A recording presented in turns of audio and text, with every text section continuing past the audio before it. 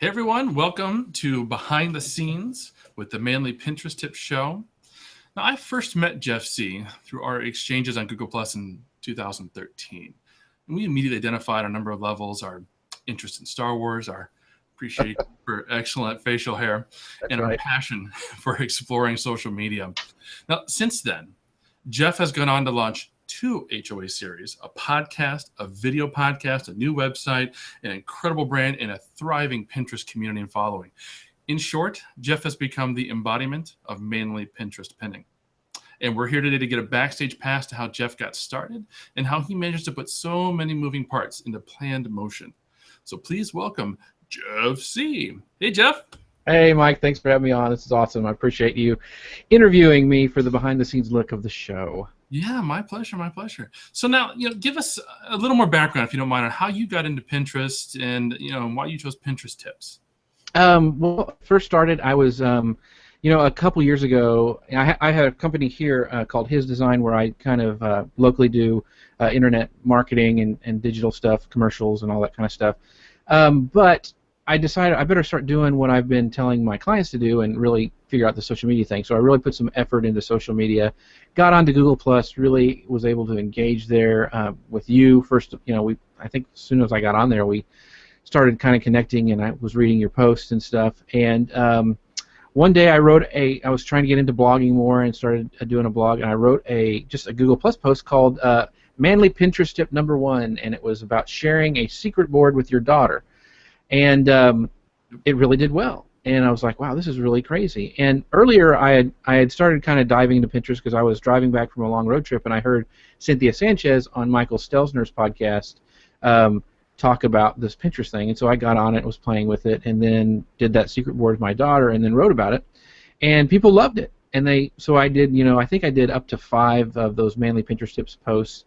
And then Les Dossie said, hey, you need to do a show. And this is when the Google Hangouts really started coming into your own. Everybody was wanting to do something, and so I invited you and Les and Wade Harmon and Stefan Hovnanian, and the cool thing for me was everybody had a lot more followers on Google Plus than I did, and so I lucked into these guys saying, yeah, we'd love to, and so we did. I think it was like 7 or 8 episodes of the first edition of Manly Pinterest Tip Show, and then we talked and just said, let's try just doing the Manly show.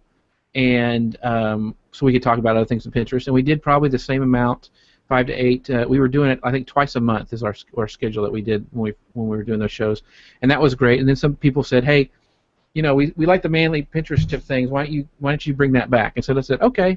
And so I started a show where I would interview Pinterest experts, and did that for a while. And then eventually, beginning of this year, I turned that also into a podcast, which has done really, really well as well. So that's kind of the short rundown of everything.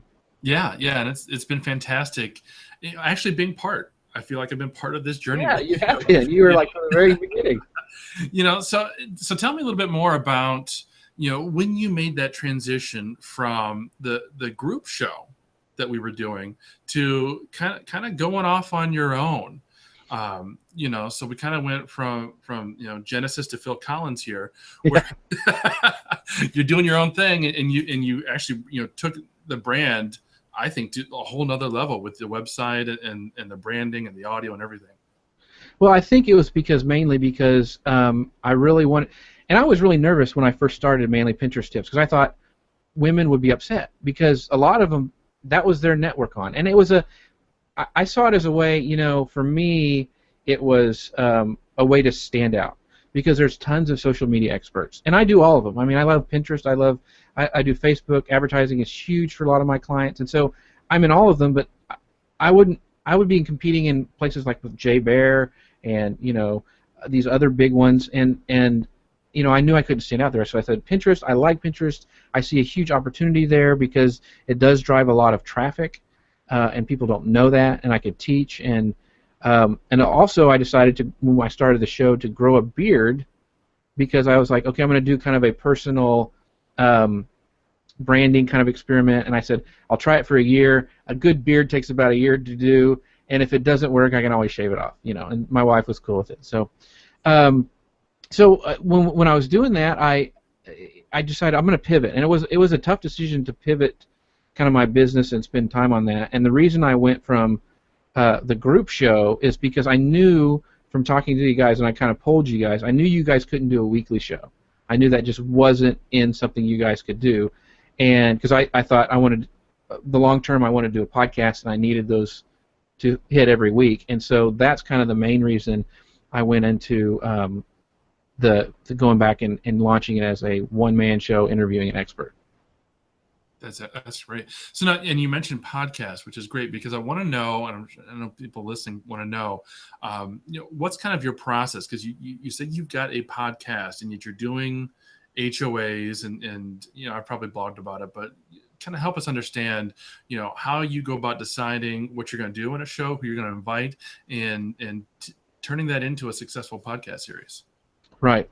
Well, the main thing is when I started, I already had kind of a bank of shows I already had when I started the podcast. So it was really great for me that I had, I didn't have to sit there and build content. I already had it from doing the shows. And so what I do is I'm huge for any of my stuff, my graphics or anything, I'm big on repurposing. And so I kind of followed Ryan Hanley's model because that's what he was doing, was he does a Google Plus Hangout and he turned it into a podcast. For me, that made sense because I do a lot of video. Having the video and audio, I can hit two different audiences. And so it was kind of a no-brainer for me. I mean, you do lose some audio quality, and some of the diehard podcasters will gripe about that, but one of the things I do in the beginning of all my shows is I say, this is part of a Google Hangout on air that I did with Mike Alton, where the live audience can ask questions during the interview. And so I preempt it with saying, this is why it's going to sound this way. And I haven't had any complaints about it at all because of that. But repurposing it is huge, and what I do is I just download my Hangout show that I do, and I have a bumper that I put on the beginning and the end. I check and make sure there aren't any big pauses or if Google hiccuped a little bit when the recording happened. And then I just do that and upload it and create a title, and it becomes a blog post. And so it's really a great way for me to repurpose stuff. Yeah, that makes a lot of sense. Now, I'm new to HOA broadcasts and that sort of thing. So, one of the things that I've been wondering that a couple of people have is once you're finished with this kind of an HOA and you've got the video now on YouTube, what can you do with that? Are you able to edit and replace that video? Can you download it and cut it up and do different things with it? What kind of are the options? You have all sorts of options, and cutting it up is another great way to repurpose it. I've found that a good question and answer is about 1.5 to 2.5 minutes.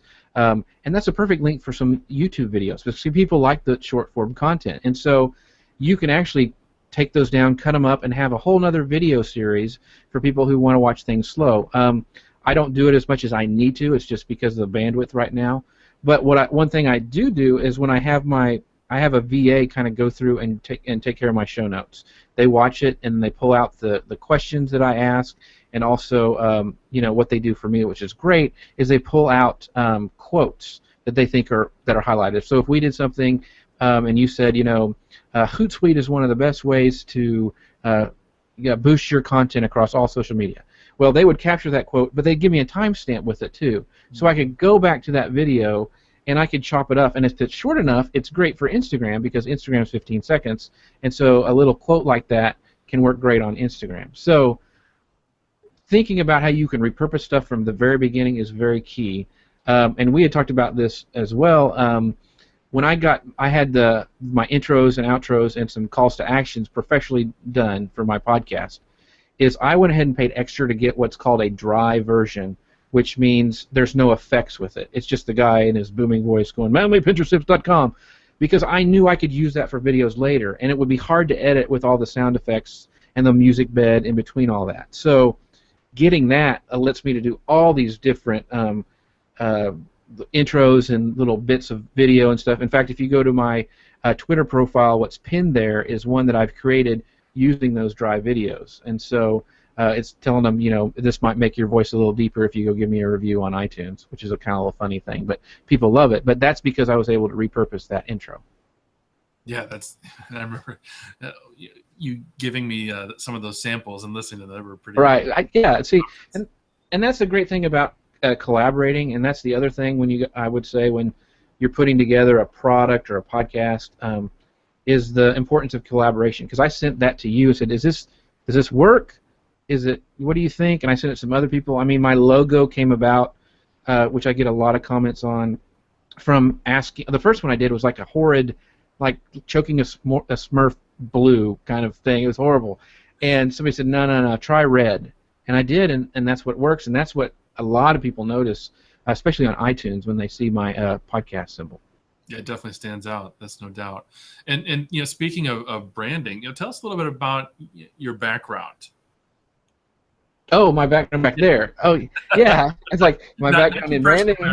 Your physical background. What's behind you? I was born a small. Yeah.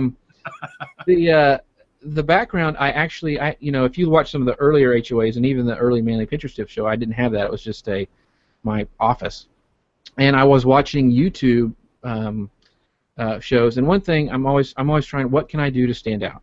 What makes me different? Not stand out weird, but just different enough that people notice. And I saw the YouTubes, like I think it was Good Mythical Morning, and they have a really cool set behind them. I'm like, I wonder if I could do that. And my kids had gotten me that glowing sign, the man cave, for Father's Day one year. I said, I wonder if I could make a set really easy. And this is actually a background from Lowe's. I mean, it's like barn siding, and then I put 3 pieces together with hinges, and then stained it, and then went to like Hobby Lobby or Michael's and bought all the rest of the signs, and spent a weekend putting together. And we actually would be looking in the camera and putting them on the screen. This is funny. I'll show you. This is not really straight up and down. I have it on a hook. That's really straight up and down, but because of the video, it looks weird. So I have a little hook that I put it on, so the perspective looks right. And then, really, above my head, there's nothing. It's just right here. And so, you know, so we put it together, and it actually folds up if I ever need to move it for like clients or something like that. But yeah, we probably spent probably $200, maybe $300 with all the signs, and then it just works. Yeah, that's a fantastic point. You know, taking the time to look at the details and paying attention to how you look on camera. You know, most of the tips, if you go out and read a bunch of blogs about HOAs and filming, they'll talk about lighting and that sort of thing. But, you know, understanding that when you're doing these kinds of shows, what's behind you is seen. It's very visible, and it helps add or subtract to, you know, the character persona that you're portraying. And when I started, a lot of people were doing the logos behind them. You know, like they're having like all the vinyl logo thing, and that's fine. But you know, and I thought actually at first about doing that, and I was researching how to do a good background. But I thought, man, I want to do a set. You know, I came from a theater kind of thing. If I was like, I want a real set that it's a pain in the rear because it takes up a lot of space, but it's worth it, I think, in the end. So. That's awesome. That's awesome. One of the kind of related questions, tell us a little bit about the equipment and that you're using, because a lot of people are concerned, you know, they want to use their built-in mic or their built-in camera on their laptop, and, you know, tell us why that's such a horrible idea. Well, you know, I actually, when we first started, before Hangouts, I mean, I think we did it even before they went HD. I think we were doing it when we first started the show, because I was using my onboard stuff. And then I wanted to take it to the next level, and so I got the Logitech, I think it's the 920 camera, which is a great HD camera.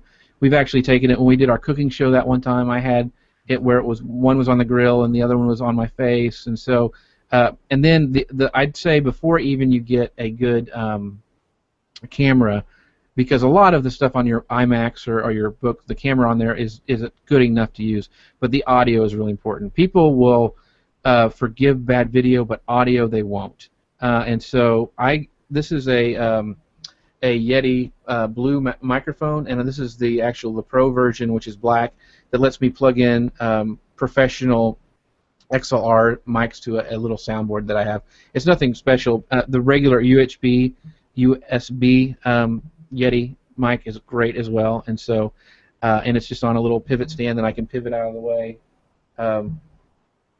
when I'm working, so it works really well. Yeah, I've got the Ars Technica. Yeah, that's a good one. Yeah, I've got the Ars Technica, and it's on an arm. It's actually above my monitor. Yeah. when he told me.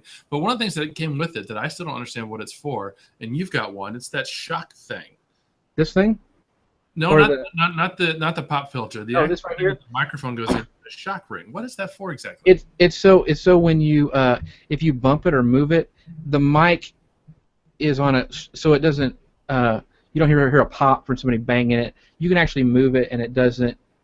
You're not going to have the vibration of something happening, and so that really works. And other people ask what this is. This is a pop filter, so when I hit my P's, it doesn't. It gives you a little protection. So anyway, that's what it's. Those are some of the tools. That and you know, I download every episode. I know Google backs it up onto YouTube, but I always want to have my own copy just because I want to own it. I don't want Google to say, you can't have this anymore, or you've already violated my terms. So after every show, I have a hard drive specifically dedicated to my show, and so I back up that, and then it also goes back. I don't just trust one backup source. I also back it up to the cloud as well. That's a really good tip. I didn't think about that, because we've both known people that have had their Google account or their YouTube account shut down, and it may have been for no good reason, just a mistake on Google's part. But until it's restored, you don't have access to any of your content, and if it's never restored, it's all gone. Yeah, and I mean Chef Dennis, he was hacked, exactly, and so he had to go through that whole thing right before his bloggers conference, which was a nightmare. So so I'm very, very, and plus I need it for my podcast, and I want to have all that stuff as well, and so I always have a backup of it. Yeah, good tip, good tip. So one other final area I wanted to kind of delve into a little bit was just when it comes to audience. What tips or techniques or tricks or suggestions do you have when it comes to building an audience and keeping your audience engaged? Are there any things that you do before or after the show that you've kind of seen other HOA hosts do, and you kind of imparted those techniques into your repertoire? Yeah, I do a countdown before my live show starts.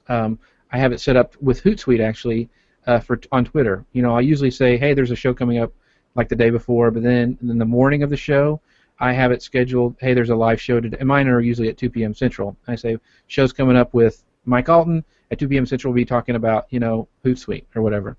And then an hour before, I have it scheduled so it says, hey, starting in an hour, blah, blah, blah. And then I have one that goes, starting in 5 minutes. And so I promote the show that way. And then people will retweet that, and I always thank them. When somebody says, I like the show, I love the show with you and Mike, I don't just say thank you. I say, hey, thanks for watching. I really appreciate it. Do you, what was the favorite part, or something like that? What did you like the best? What resonated with you? Trying to extend that conversation, I think, is huge. And that's not just on Twitter. It's on any network. Answer your comments in Google+. That's kind of a given. If people are interacting with you, you want to interact with them back. But yeah, and then and the same thing, if somebody really likes my show and I can tell, I will ask them to go, hey, thanks for liking my show. Do you mind going and giving me a review on iTunes? And they almost always do that. And that's really big for podcasters, is getting a subscription rating and review on iTunes. And so if they love my show and I can tell they're a fan, I have no problem asking them. And I've never had somebody go, you jerk, you shouldn't have asked me that. They never have done that. So I think that's fine. And then, I have people asking me for stuff I probably should charge for, but if it doesn't take much time to do, I don't mind saying, well, hey, I have an article here, or Peg has this great article on Instagram. If you're trying to cross promote, here's that, or if I can answer it real quick, I'll just do it. So being helpful is the way to grow your audience too. I'm actually growing my audience faster with my downloads on iTunes than I am with YouTube or my video. But I just think it's because people can watch it passively. And I know a lot of businesses say, just figure out one network and concentrate on that, which is great advice, and I give that to clients. But if you can be on multiple ones, you get a lot of benefit from it. And so I try to be everywhere. That's just, I try to have a presence on Twitter and on Facebook and on Google Plus and Pinterest. I'm not really on Tumblr and some of those other ones, and LinkedIn. The more places you are, the more places people find you. Yeah, that's absolutely true. And you've got that added benefit of having the multimedia content, so that you, like you said, you can take a snippet of your video and post it to Instagram or Vine. I don't know if you're doing Vine, Right. and now you're on iTunes, which like I'm not. People say I'm everywhere, but I'm not on iTunes because I don't have a podcast. Right. But you are. So that's pretty cool. That's very One cool tip I'll give people who are thinking about maybe starting a podcast, and I'm sure the other networks will too, but Libsyn is a big audio hoster for podcasts. They are actually going to be a destination for that you'll be able to send your podcast straight to Spotify, which is a whole nother audience. I predict that when that launches, it's going to be the number 2 places where people find podcasts. And so when you're comparing different places, if you're starting to do a podcast, should I do SoundCloud, should I do Libsyn or whatever, think about that destination for Spotify because that will be a big deal. That's excellent. So, we've talked about how you've gotten to, where you are today. What's coming up next for the Mainly Pinterest Tips? Do you have any big plans? Are you speaking at actually live events anywhere? What's going on? Yeah, I'm actually speaking at the end of this month. It is July. Yeah, it's July. At Podcast Movement, which I was just honored to be asked to do, and I'll be speaking on doing visual media like Instagram and Pinterest, how to boost your podcast using that. And then there's some other cool stuff coming up with, I'm actually going to be speaking at the Social Media Success Summit on Pinterest along with some other great people, Vincent Ng and Cynthia Sanchez. So yeah, stuff is happening. So, and the podcast still, it keeps going out there. We're doing Lisa Meredith and Vincent Ng and I are putting together a visual social media conference that'll be happening in October as well. It's a 2-day thing, and we've got some great speakers like Peg and Rebecca and some other ones that will be there as well. So, yeah, there's stuff happening, and visual media is growing. I mean, blogging is not dead at all, but having great images to go with your blog can take it to the next level as well. So, there's just a lot of exciting stuff happening. And then Periscope. We didn't even talk about that, but I've started. I don't get on there and just, hey, watch me eat or watch me, brush my teeth or something. Watch TV with me. No, I don't do that. But I have been using it as like a short. Hey, I'm getting ready to interview Mike Alton on today's show. I'd love for you to come by. We're going to be talking about Hootsuite and using email to boost your blog. And if you'd like to ask some questions. We're thinking about this, but find me on Twitter. It's going to be listed, and so I'll do that kind of stuff, more as a broadcast thing. Because to me, it's so hard to answer questions. It breaks the flow when you're going, hey Mike, hey, glad to see that. Hey Shannon, what are you doing? And when you're trying to say something, and they want you to respond to you, so it's kind of a weird thing. But I've been using that also. So always be looking for ways to promote your content because it's noisy out there, and you don't have to be spammy. But think of some. Everybody, I think, has a creative bug in them somewhere. It may be buried deep, but a lot of people are better at a lot of other stuff that I'm not. And so, either collaborate with them, learn from them. But everyone can be creative and think of their own unique angle on getting their content out. Yeah, that's absolutely true. I mean, video, graphics, these are not my strengths. I like to write. I really do, and I like to educate people through my writing. So blogging will never be dead for me. Right. Well, blogger, I don't know, but and your writing has its own unique style, and that means you have your own unique fans. Because I mean, I still love your posts when you weave history into that, because I know that's a passion of yours. And so that's something that other people may write about history, but you're the only one who can maybe tie it into social media or how this certain thing works. And so that's something unique that your voice says. And so everybody has that. It's just, there's a great quote that I always do from John Acuff, and I'll probably screw it up because I don't have it in front of me, but I love it so much. He goes, 90% perfect and shared with the world is always better than 100% perfect and stuck in your head. Yep. And that was huge for me because video, blogging, putting yourself out there on social media is scary because you're always like, these people are going to hate it. I'm a horrible person. No one's going to listen to me. And at first, it feels like that. It really does. But pushing through that, there's so much benefit that happens. Even when you get those trolls and those, idiots on social media, pushing through that is the benefits outweigh all the fear that you have on doing that. Yeah, yeah. So, finally, what can you tell us about the beard? Will it have its own show? The beard will not have his own show. This is actually, it was a year in March. Yeah. My kids for Father's Day really wanted to get me those little things the dwarves wore in Lord of the Rings where they braid it and they could have the little metal tips at the end, but they were sold out. But anyway, yeah, I don't know how long. It's kind of stuck with my brand. My wife still likes it, so we'll see. It definitely gets recognized. So yeah, that's really the deciding factor, isn't it? I mean, once the wife's done with it, it's if she would. Nice trip. Yeah, and it's it's funny because I didn't really think about this until later, but you think of all the big social media personalities, they all have something. I mean, Seth Godin has a bald head and those orange glasses.